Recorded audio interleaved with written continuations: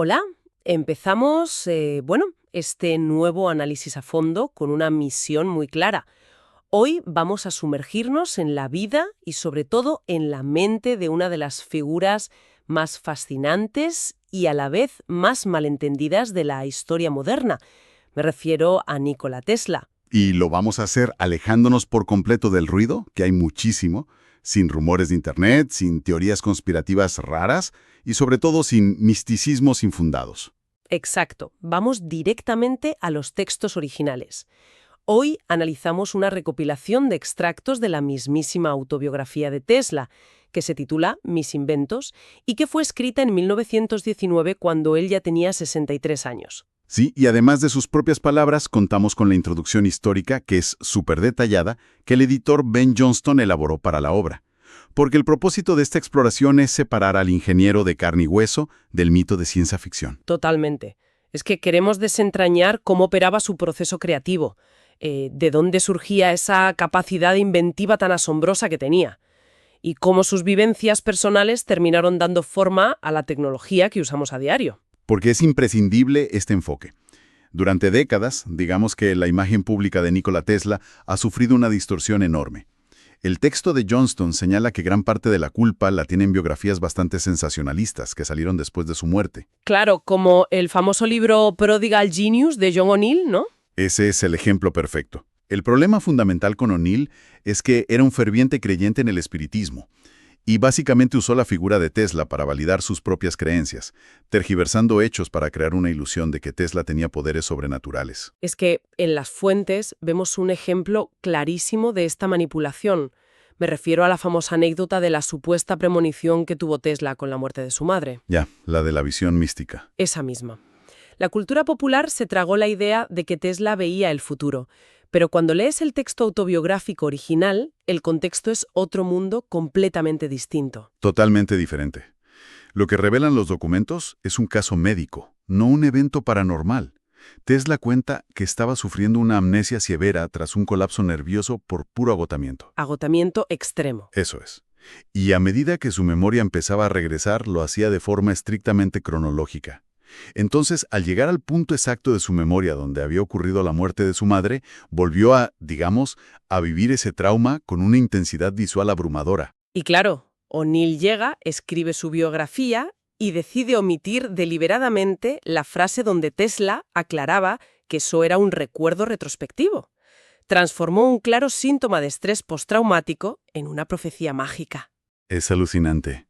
Resulta paradójico que un hombre tan consagrado a la ciencia empírica, un escéptico riguroso rodeado de fórmulas matemáticas, acabe siendo un ícono para los devotos de lo esotérico. Y sus verdaderos logros superan a cualquier ficción. Estamos hablando del inventor del sistema de corriente alterna polifásica, que, para dimensionarlo, es el desarrollo que dejó totalmente obsoleta a la industria de corriente continua que lideraba Thomas Edison. Sí, sí. El triunfo definitivo de esa ciencia empírica se materializa en 1895, cuando logró inaugurar la inmensa planta hidroeléctrica de las cataratas del Niágara. Un proyecto faraónico para la época. Revolucionó la distribución de energía a gran escala, y todo nació de cálculos precisos, de física pura, no de magia. Y hablando de reescribir la historia con hechos y patentes, fíjate que hay un dato en la introducción de Johnston que desmonta una de las creencias más arraigadas del siglo XX, el tema de la invención de la radio. Ese tema es candente. Siempre se enseña que Guglielmo Marconi fue el padre indiscutible de la radio, ¿verdad? Se llevó el premio Nobel, el éxito comercial masivo, pero los documentos legales muestran un desenlace muy distinto. Así es. Es un detalle que a menudo se ignora. En 1943, irónicamente pocos meses después de la muerte de Tesla, la Corte Suprema de los Estados Unidos emitió un fallo que anuló la patente fundamental de Marconi. Madre mía. O sea, le quitaron la patente clave. Exacto. El tribunal dictaminó, tras revisar toda la evidencia técnica, que el trabajo previo de Tesla, junto con las investigaciones de Oliver Lodge y John Stone, ya habían anticipado el sistema inalámbrico de Marconi. Para quienes nos escuchan, esto deja una lección bastante dura sobre cómo funciona el mundo de la innovación. Nos demuestra que la historia suele premiar las buenas relaciones públicas y la agresividad comercial por encima de la brillantez técnica. Marconi era un maestro vendiendo ideas y buscando inversores. Tesla, en cambio, tenía ese idealismo de electrificar el planeta de forma gratuita. Carecía del instinto financiero para proteger su propio legado. Pero para entender por qué Tesla no tenía ese filtro comercial y cómo llegó a tener una mente capaz de procesar la realidad con tanta intensidad, tenemos que ir a sus orígenes. Fundamental. El entorno geográfico y familiar lo explica casi todo. Nació en una pequeña localidad en la región de Lika, que hoy es Croacia, pero en el siglo XIX era una zona militarizada muy pobre del Imperio Austrohúngaro. Y su padre era un clérigo ortodoxo, un hombre muy culto, con una memoria prodigiosa que presionaba a Tesla sin parar para que siguiera el camino religioso. Pero la chispa de la ingeniería no le viene del padre. Al leer la autobiografía ves la admiración profunda que sentía por su madre. Ella es una figura fascinante, una inventora completamente ignorada por la historia. Yo estoy fascinada con las descripciones que hace de ella. Cuenta que fabricaba herramientas agrícolas complejas desde cero. Y que, ojo a esto, pasados los 60 años tenía una precisión física tan milimétrica que era capaz de atar 3 nudos consecutivos en una sola pestaña. 3 nudos en una pestaña, es que es increíble. Heredar esa capacidad mecánica seguro que sentó las bases de su relación con el mundo físico. Entendió que la ingeniería era algo profundamente práctico y táctil. Sin duda, le dio una comprensión innata de los mecanismos. Pero su infancia también estuvo marcada por una tragedia psicológica enorme. Tesla tenía un hermano mayor que era el verdadero prodigio intelectual a los ojos de la familia, y este hermano muere trágicamente al caer de un caballo árabe delante de todos. La sombra de esa pérdida debió ser asfixiante para un niño tan sensible. Le generó un sentimiento de inferioridad tremendo, sentía que nunca estaría a la altura del recuerdo idealizado de su hermano. Y este trauma se le sumó una aflicción neurológica muy extraña. Desde muy pequeño, sufría de unos destellos cegadores de luz en su campo de visión. Y veía imágenes con esos destellos, ¿no? Sí, imágenes hiperrealistas que se superponían al mundo físico. Le causaban mucha ansiedad porque a veces no podía distinguir qué era real y qué estaba solo en su mente. ¿Y cómo logra convertir ese tormento visual en la herramienta principal de su éxito? Porque es su mayor ventaja como inventor. Pues al principio lo usaba como mecanismo de escape. Para huir de la angustia, empezó a forzar a su mente a hacer viajes imaginarios. Construía ciudades enteras en su cabeza. Con los años, al centrarse en la ingeniería, canalizó esa anomalía hacia la invención. Perfeccionó la visualización a un nivel incomprensible. Eliminó la necesidad de hacer bocetos o prototipos rudimentarios. Quienes buscan métodos de optimización hoy en día alucinarían con esto. Él podía concebir una máquina, ensamblarla mentalmente, modificar piezas y dejar el motor encendido en su imaginación durante semanas. Semanas funcionando en su cabeza. Y luego lo revisaba para ver si había desgaste por fricción en las piezas sin haber tocado ni un papel ni un trozo de metal. Él defendía este método a muerte.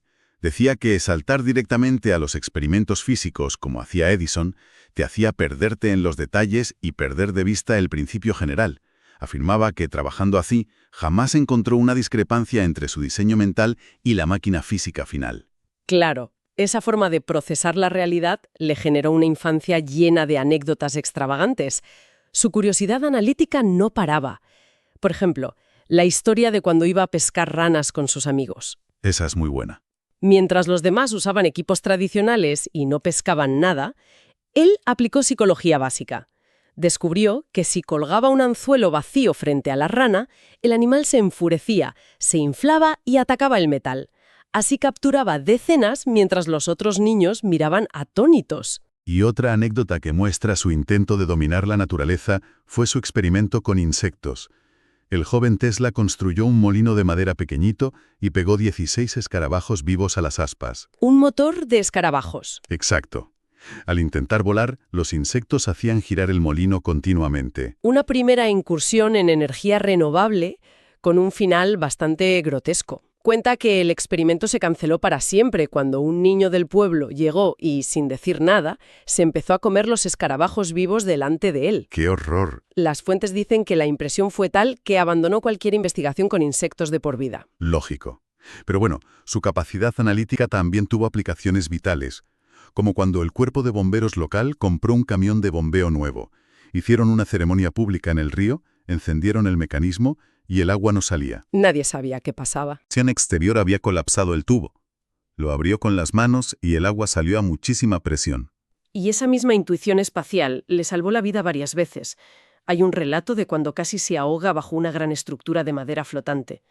Se quedó sin aire, y en vez de entrar en pánico, su mente proyectó un diagrama de la estructura. Razonó visualmente que tenía que haber una fina capa de aire atrapada entre el agua y los tablones. Y subió flotando, pegó la boca a la madera y pudo respirar lo justo para sobrevivir. Exacto. O aquella vez que lo arrastró la corriente hacia una presa. A punto de caer por la catarata, agotado, su mente recurrió a principios matemáticos de presión hidráulica. Sí. Visualizó que si giraba su cuerpo sobre el lado izquierdo, reducía el área expuesta a la corriente principal. Ese cálculo redujo la presión del agua y le permitió avanzar poco a poco hacia la orilla. Todo esto nos muestra una mente analítica implacable, pero también una disciplina de hierro. Después de leer una novela húngara llamada Abafi, decidió someter su voluntad a un entrenamiento extremo. Dejó de golpe una adicción al juego que estaba arruinando a su familia, y también dejó el tabaco. Llevó ese estoicismo a todo. Impulsado por un sentido del deber casi neurótico, decidió leerse la obra completa de Voltaire, y descubrió que eran 100 volúmenes enormes, con una letra minúscula. Y se los leyó todos. Todos, de principio a fin, manteniéndose despierto a base de 72 tazas de café negro al día. Y cuando cerró el último, juró no volver a someterse a algo así en su vida. Claro, esas 72 tazas de café explican un poco su estado nervioso posterior. Por cierto, hablando de control físico, hay un detalle casi cómico sobre su peso, sobre todo si lo comparamos con Edison. A ver, cuéntame. Tesla cuenta que mantuvo exactamente el mismo peso durante 35 años. 64 kilos clavados. Así los trajes le quedaban con una precisión inalterable. La ironía es que Edison logró adivinar su peso exacto a simple vista una vez. ¿Y cómo lo hizo? No por intuición científica, sino porque Edison había trabajado meses en un matadero de Chicago adivinando el peso de miles de cerdos al día. Es brutal. Esa anécdota condensa el abismo filosófico que había entre ellos.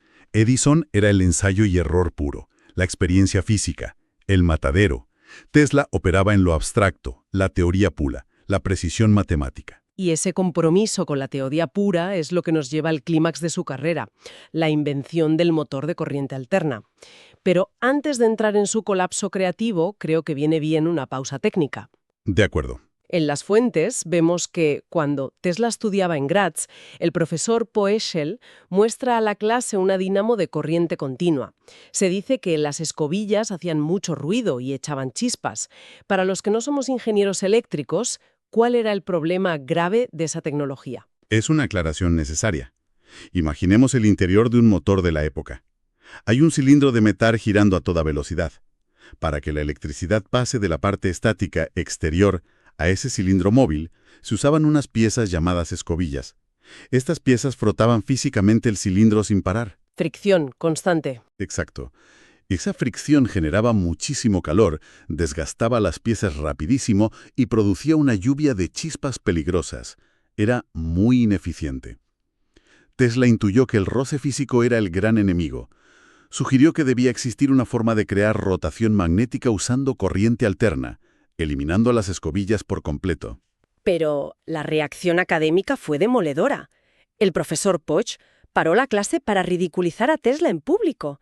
Dijo que crear un motor sin contacto físico era como buscar el movimiento continuo, una absoluta imposibilidad científica. Claro, y decirle a una mente como la de Tesla que un problema mecánico es imposible es la receta perfecta para la obsesión. A partir de ese día, se puso a simular miles de motores en su cabeza, alterando variables de día y de noche. Una presión mental sostenida que le provocó un colapso neurológico devastador en Budapest. No fue un simple ataque de ansiedad. Desarrolló hiperestesia extrema. Sus filtros sensoriales desaparecieron y su sistema nervioso quedó amplificado a niveles de tortura. Las descripciones del texto son aterradoras. Podía oír el tic-tac de un reloj a 3 habitaciones de distancia. Las vibraciones de un tren lejano le causaban dolor físico insoportable. Y lo peor, los rayos del sol los sentía como golpes físicos directos en el cráneo. Le tuvieron que poner almohadillas de goma bajo la cama para aislarlo de los temblores del suelo. Estaba desahuciado por los médicos. ¿Y cómo es posible que de ese estado tan deteriorado surja la idea que electrificó el mundo? Esa es la gran lección. Aislado por el dolor, su mente solo podía concentrarse. Un amigo lo convence para dar paseos diarios por la ciudad para recuperarse. Y es en uno de esos paseos, lejos del laboratorio, cuando ocurre el eureka. Es pura poesía. Estaban paseando por un parque de Budapest al atardecer, el sol se estaba ocultando y Tesla empieza a recitar en alemán un pasaje del Fausto de Goethe. Un pasaje donde Goethe describe el sol retrocediendo y el poeta anhela tener alas para seguir ese curso eterno del sol girando sobre la tierra. Y justo al pronunciar esos versos sobre el movimiento incesante del sol, le llega la epifanía. La metáfora literaria actuó como una llave para la física. Tal cual.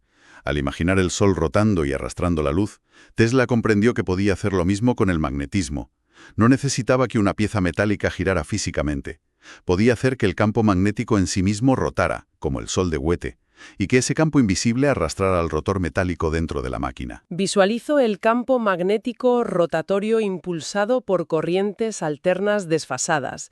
Se paró en mitad del camino, cogió un palo y dibujó en la arena el diagrama completo del motor de inducción sin escobillas. El mismo diagrama que 6 años después cambiaría la industria para siempre frente al Instituto Americano de Ingenieros Eléctricos.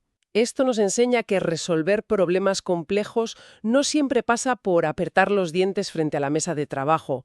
Fue la combinación de años de computación mental y el estímulo de la belleza poética lo que desbloqueó su subconsciente. Totalmente. Si recapitulamos lo que hemos visto en estas fuentes, Nikola Tesla no era un mago telépata. Era un ser humano tremendamente complejo, con una disciplina espartana que forjó su imaginación no por misticismo, sino para sobrevivir al trauma y a una anomalía neurológica. Un gigante del análisis. Sus excentricidades eran el resultado natural de un cerebro que procesaba la realidad y la física del entorno sin poder apagarse nunca. Y esto nos deja una reflexión final muy potente sobre nuestra época actual. Es inevitable pensarlo. Tesla diseñó la arquitectura del mundo eléctrico en la oscuridad de su propia mente, sin maquetas, sin ordenadores. Hoy, nuestra sociedad depende casi por completo de la inteligencia artificial para modelar y simular avances. Hemos externalizado la imaginación. Exacto. Al delegar nuestra capacidad de visualización a las máquinas, es interesante plantearse: ¿estamos atrofiando esa capacidad intrínseca de abstracción profunda que hizo grande a Tesla? ¿Sería posible hoy que un inventor sostenga esa arquitectura mental o hemos delegado esa evolución a las pantallas? Es un desafío inmenso para el futuro de la creatividad. Confiar en el software no debería hacernos perder la capacidad humana de visualizar lo invisible. A veces, la mayor innovación requiere salir a ver un atardecer. Sin duda, es algo que nos deja pensando. Muchas gracias a todos por habernos acompañado en esta inmersión en la mente que iluminó nuestro mundo. Nos escuchamos en el próximo Análisis a Fondo.